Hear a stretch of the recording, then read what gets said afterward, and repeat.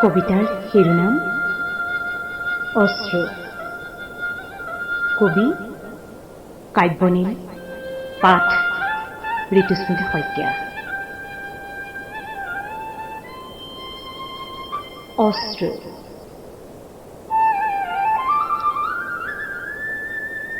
চকু দুটাক বহুদিন বুজাইছিলো, সি নুবুজে। অশেষ কষ্টকৰ প্ৰতিটো টোপালত লুকাই থাকে এডাল এডালকৈ ছিগি যোৱা জীৱনৰ দুটাৰা।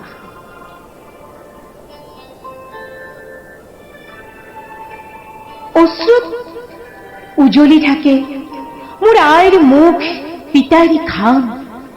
কিমান যে ৰাতি চকুলোটুকি গাত থপোৰাই শুৱাই থৈছিল, সেই অবুজ নিচুকনি বুকুৰ কৰবাত আজিও আছে।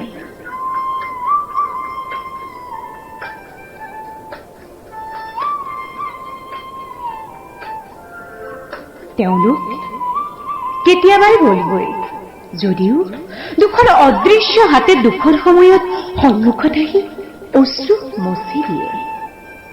সেই শীতল হাতৰ পৰশত বহু আত্মিকতা আছে।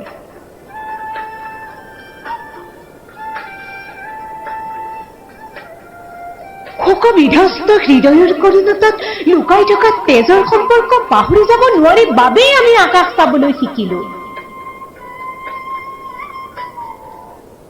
আয়ে কোৱা ফৰকাল আকাশৰ হাতীপতিৰ সাধু কথা আজিও মনত আছে।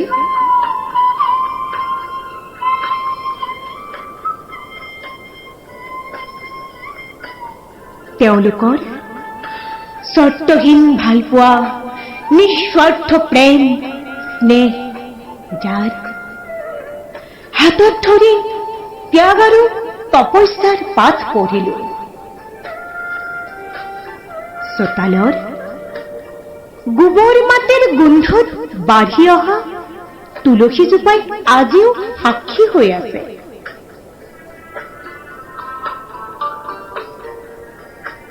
তেওঁলোকৰ খোজেৰে মানুহ হবলৈ গৈ আছো, তাৰ পিছতো চকু দুটাই পাহৰি যায়।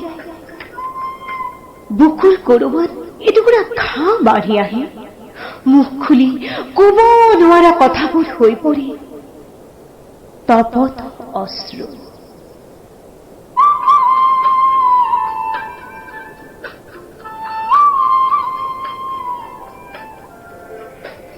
বিশ্বায়নৰ পৃথিৱীত ভাল দিন অহা বজাৰত অশ্ৰুৰ কোনো দাম নাই।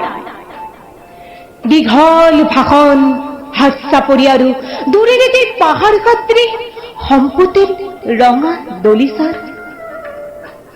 এখন এখন নাটকৰ আখৰা। সৰু সৰু মানুহৰ সপোনৰ কিন্তু দাম আছে, বহু দাম। তাক টকা পইচাৰে কিনিব নোৱাৰি। সেই সপোন তেওঁলোকৰ নিজস্ব, স্বাধীন।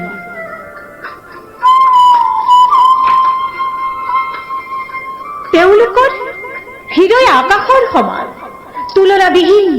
সেই সপোন ভাগিলে পাপি চুব, তাজপাতৰ দৰে খহি যাব পাৰে অভিজাত্যৰ অট্টালিকা, দৰ্প, অহংকাৰ, মিথ্যাচাৰ। শৰীৰ থকালৈ অশ্ৰুৰ মৃত্যু নাই। নিজকে এবাৰ প্ৰশ্ন কৰা ভাল, আমি আইৰ নে পিতাইৰ সন্তান। ধন্যবাদ।